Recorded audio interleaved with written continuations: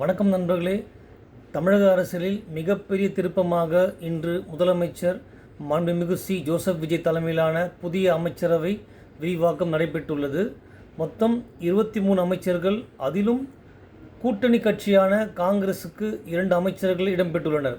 இது சாதாரணமான அமைச்சரவை விரிவாக்கம் அல்ல, தமிழக அரசியலின் புதிய அதிகார வரைபடம் என்று சொல்லலாம். 1952 ராஜாஜி காலத்திற்கு பிறகு மீண்டும் ஒரு கூட்டணி அரசு உருவாகியுள்ளது என்ற அரசியல் விவாதம் தற்போது எழுந்துள்ளது.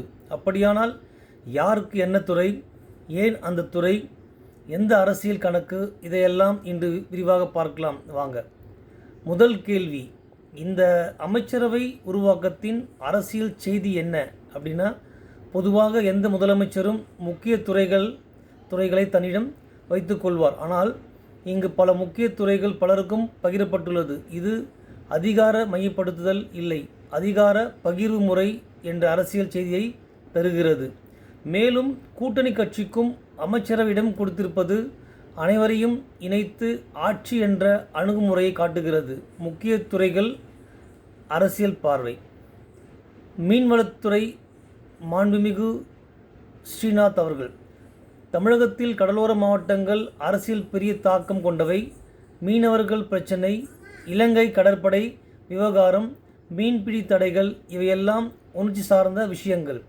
இந்த துறைக்கு தனி கவனம் கொடுத்திருப்பது கடலோர வாக்கு வங்கியை வலுப்படுத்தும் முயற்சியாக பார்க்கப்படுகிறது.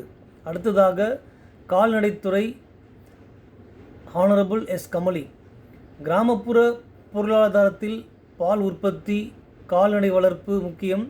பெண்கள் சுய உதவிக்குழுக்கள், பால் சங்கங்கள் இதை நேரடியாக தொடும் துறை. பால்வளத்துறை மாண்புமிகு விஜயலட்சுமி, கிராமப்புற பெண்கள் கூட்டுறவு அமைப்புகள், ஆவின் போன்ற அமைப்புகள் தொடர்பான துறை. இது நேரடியாக கிராமப்புற வாக்காளர்களை தொடும்.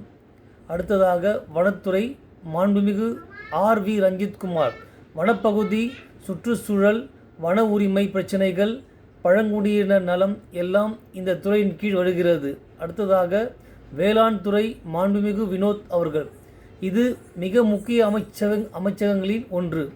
விவசாயம், தமிழக அரசியலில் உணர்வு சார்ந்து நீர் வேளாண்மை, MSV, விவசாய கடன், இயற்கை விவசாயம் இவையெல்லாம் இங்கு வருகிறது. இந்த துறை யாருக்கு கொடுக்கப்படுவது என்பது அரசியல் செய்தியாக பார்க்கப்படும். அடுத்ததாக சுற்றுச்சூழல் துறை மாண்புமிகு ராஜு அவர்கள், இன்று சுற்றுச்சூழல் என்றால் வெறும் மரம் நடுவது அல்ல, தொழிற்சாலை அனுமதி, மாசு கட்டுப்பாடு, பசுமை ஆற்றல் எல்லாம் இதன் கீழ்தான்.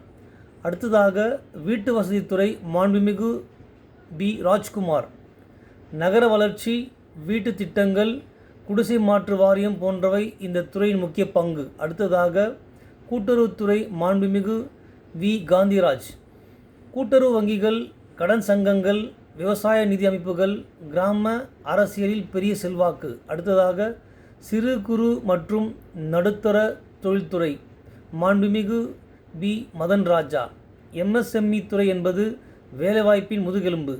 புதிய தொழில், ஸ்டார்ட் அப், ஏற்றுமதி அனைத்தும் இதோடு இணைகிறது. அடுத்ததாக சமூக நலன் மற்றும் மகளிர் நலத்துறை மாண்புமிகு ஜெகதீஸ்வரி, பெண்கள் பாதுகாப்பு, மகளிர் திட்டங்கள், குழந்தைகள் நலன், நேரடி மக்கள் தொடர்புத்துறை. மறுபக்கம் புதிய தலைமுறை அமைச்சர்கள் மாண்புமிகு லோகேஷ் தமிழ்ச்செல்வன், வணிக வரி மற்றும் பதிவுத்துறை, தமிழக அரசின் முக்கிய வருவாய் துறைகள் ஒன்று. நிலப்பதிவு, முத்திரை வரி, வருவாய் வசூல் பெரிய பொறுப்பு. அடுத்ததாக விஜய் தமிழன் பார்த்திபன், மாண்புமிகு விஜய் தமிழன் பார்த்திபன், போக்குவரத்து துறை, பேருந்து சேவை, போக்குவரத்து கழகங்கள், பணியாளர்கள் பிரச்சினைகள், மக்கள் தினமும் எதிர்கொள்ளும் துறை.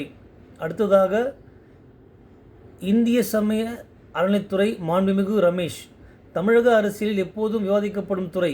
கோவில் நிர்வாகம், வருவாய், திருப்பணி கவனிக்கப்படும் அமைச்சகம்.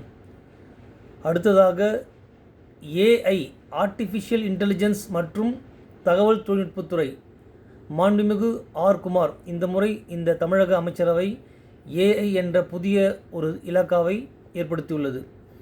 இதுதான் மிகவும் பேசப்படும் துறை. செயற்கை நுண்ணறிவு, டிஜிட்டல் அரசு, தொழில்நுட்ப முதலீடு, எதிர்கால தமிழக வளர்ச்சியை நிர்ணயிக்கும்.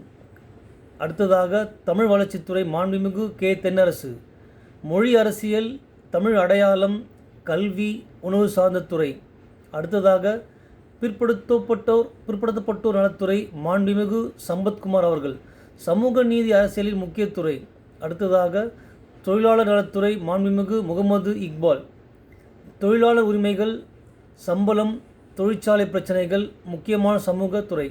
அடுத்ததாக நிதித்துறை மாண்புமிகு மரியர் வில்சன். இதுதான் அமைச்சரவையின் மிகப்பெரிய பொறுப்பு. வருவாய், செலவு, பட்ஜெட், நலத்திட்டங்கள் எல்லாம் நிதியை சார்ந்தது. அடுத்ததாக சிறு குறு நடுத்தர தொழில் மாண்புமிகு விக்னேஷ் அவர்கள். இளைஞர் வேலைவாய்ப்பு அரசியலில் இது முக்கியம். அடுத்ததாக மனிதவளத்துறை மாண்புமிகு சரத்குமார். மனிதவள மேம்பாடு, திறன் வளர்ப்பு, எதிர்கால திட்டமிடல். கூட்டணி அரசியல் பங்கு பெற்ற 2 காங்கிரஸ் எம்எல்ஏக்களுக்கு அமைச்சர் பதவி தரப்பட்டுள்ளது.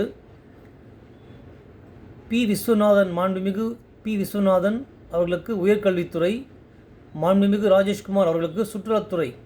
இது அரசியல் ரீதியாக முக்கியம். ஏனெனில் கூட்டணி கட்சிக்கு மரியாதை, அதிகார பங்கு ஆகிய இரண்டையும் காட்டுகிறது. இப்போது எழும் கேள்விகள்: நிதித்துறை யாரிடம் உள்ளது? ஏன்? ஏஐ மற்றும் ஐடி துறை எதிர்கால தமிழகத்தை மாற்றுமா? கூட்டணி அரசால் நிலைத்தன்மை வருமா? காங்கிரஸுக்கு 2 அமைச்சரவை அரசியல் சமநிலையா?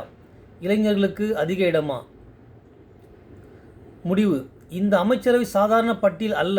இது அரசியல் சமநிலை ப்ளஸ் கூட்டணி கணக்கு ப்ளஸ் சமூக பிரதிநிதித்துவம் ப்ளஸ் எதிர்கால வளர்ச்சி ஆகிய 4ஐயும் சேர்த்து அமைக்கப்பட்ட அமைச்சரவை என்று பார்க்கப்படுகிறது.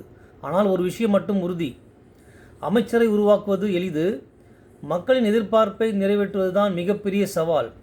இந்த புதிய அமைச்சரவை தமிழக அரசியலில் புதிய அத்தியாயமா அல்லது புதிய சவால்களா? உங்கள் கருத்தை கமெண்டில் சொல்லுங்கள். வீடியோ பிடித்திருந்தால் லைக் பண்ணுங்கள், ஷேர் பண்ணுங்கள், மறக்காமல் சப்ஸ்கிரைப் பண்ணுங்கள். நன்றி, வணக்கம்.